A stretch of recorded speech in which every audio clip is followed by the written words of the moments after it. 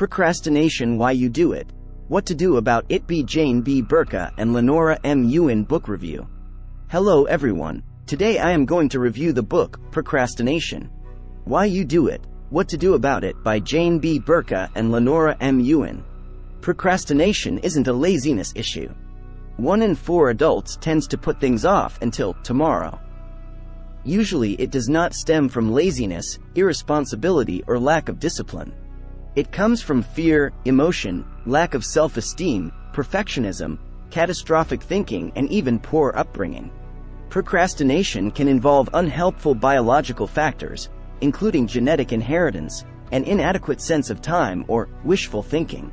Many procrastinators have mistaken ideas, such as, I have to be perfect. Everything I do should go easily. I must avoid being challenged. It's safer to do nothing than to take a risk and fail. If I do well this time, I must always do well. Such all-or-nothing thinking constitutes the procrastinator's code. Because procrastinators compromise their well-being in many ways, procrastination has serious consequences for health. People who fear life or are unsure of their abilities tend to avoid challenges by delaying them so they don't have to deal with external or internal criticism if they fail. Procrastinators are often perfectionists who cannot tolerate doing something wrong. They believe if you fail at a task, you fail as a human being. Nothing ventured, nothing gained, becomes nothing ventured, nothing failed. The emotional roots of procrastination involve inner feelings, fears, hopes, memories, dreams, doubts, and pressures. Procrastination even creates its own convenient reasons for failure. I started the project late, so I didn't have enough time for it. Therefore, my failure to complete it doesn't count. And yet, they feel like failures when they are unable to complete projects on time or up to standards. Procrastinators are motivated by another common, subtle, and difficult to identify phobia: fear of achievement. This often manifests itself in these flawed mindsets. 1. Competition. When you compete, by doing something well and on time, you showcase your ambition. 1. Avoid the spotlight. 2. Commitment phobia. If you proceed steadily toward your goal, you are liable to achieve it. 2. What then? Are you sure this is what you really want? 3. I'll turn into a workaholic. If I stop fooling around, I will always have to work hard. 3. I don't want that. 4. Success is dangerous. Somebody always gets hurt. Complete tasks on time and people may think you want to show off. 5. Or those who don't accomplish what you do feel bad about their efforts and may retaliate in some way against you. 5. So you also lose. 6. I don't deserve success. I was a rotten kid, or I am a bad adult. Therefore, I deserve to suffer by being late. 7. What if I'm too perfect? I'll make people jealous if I do well. 7. I don't want that. Many people who procrastinate are apprehensive about being judged by others or by the critic who dwells within. Procrastinators are often control freaks who don't like to be pushed. They tend to dig in their heels like stubborn mules when people expect them to do something on time. Typical thinking: the electric bill is late? Fine. The procrastinator may respond unconsciously by just not calling until 4:15 p.m. or, I have asked my husband 10 times to clean out the garage, but he never does. I'm tired of begging him to do it. The wife's unconscious response to this conflict may be to hang back and be tardy when she and her husband go out. Procrastinators often are late out of a need to express their autonomy. We are more likely to pursue goals that are pleasurable and that we are likely to attain. And we will most likely procrastinate any tasks that are unpleasant in the present and offer recompense only in the distant future.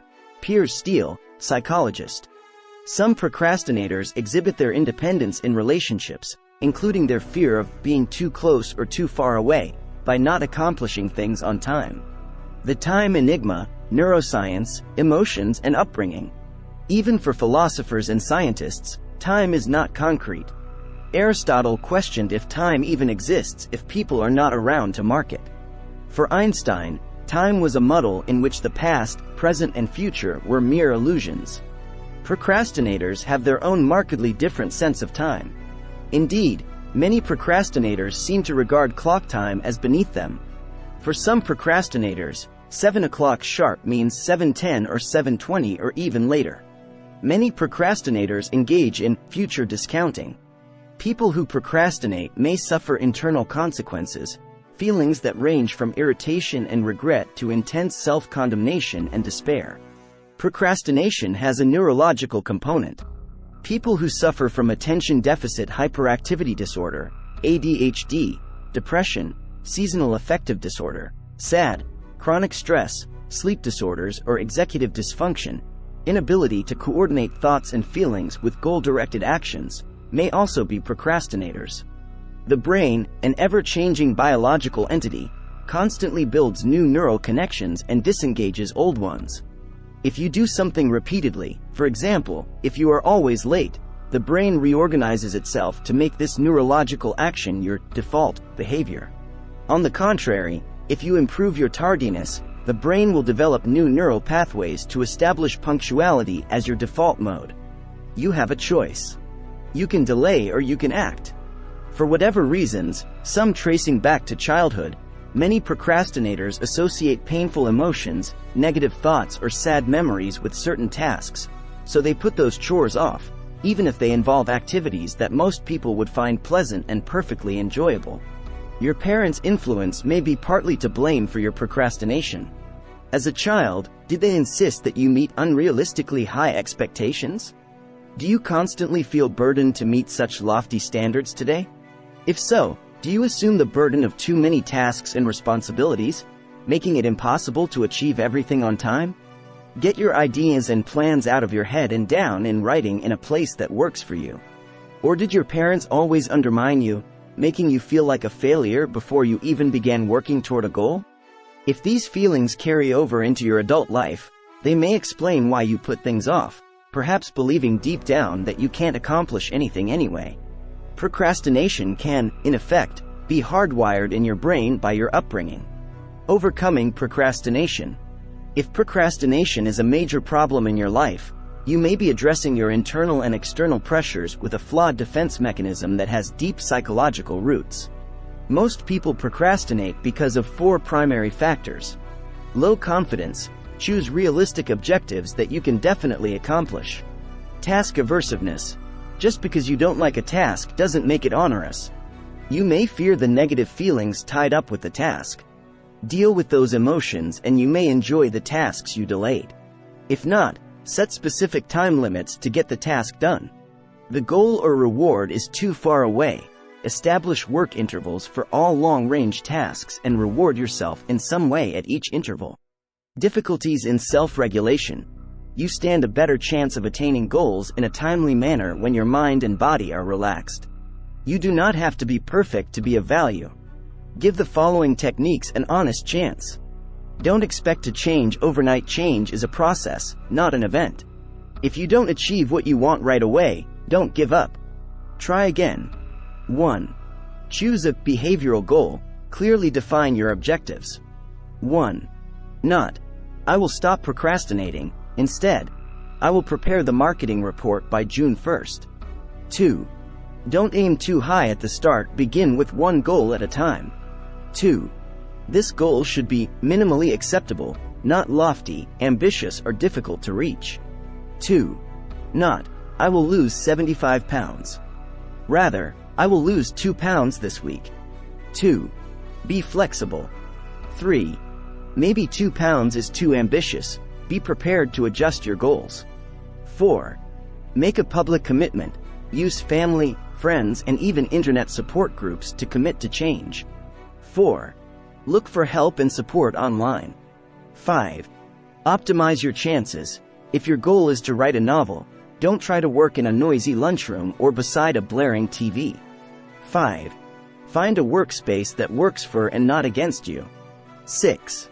Break your goal down into small, specific mini-goals. Huge enterprises can be foreboding, so break goals down into a series of discrete, manageable tasks. 6. List all necessary steps. 7. Start with those you can quickly complete so you achieve positive results from the start. 7. Build from there. 8. Visualize your progress. If positive imagery works for athletes and entertainers, it can work for you, too. 9. See yourself achieving the steps to your goal, as well as the goal itself. 10. Don't wait until you feel like it. You may never feel like it. 10. Plunge in anyway. 11. Be realistic, rather than wishful, about time. Procrastinators tend to minimize the time that tasks and activities take. 11. Inevitably, things take longer than anticipated, so set realistic deadlines and allow yourself time to meet them. 12. Just get started, little by little, should be the procrastinator's philosophy. 12. Take one step at a time. 12. Not, I must finish this job now. Instead, what is my first step? 13. Use the next 15 minutes. No matter how much you hate a task, you should be able to do it for 15 minutes. 14. With numerous 15-minute work sessions, you can accomplish a great deal. 14. Not, I can only spend 15 minutes on this, so I won't bother to start.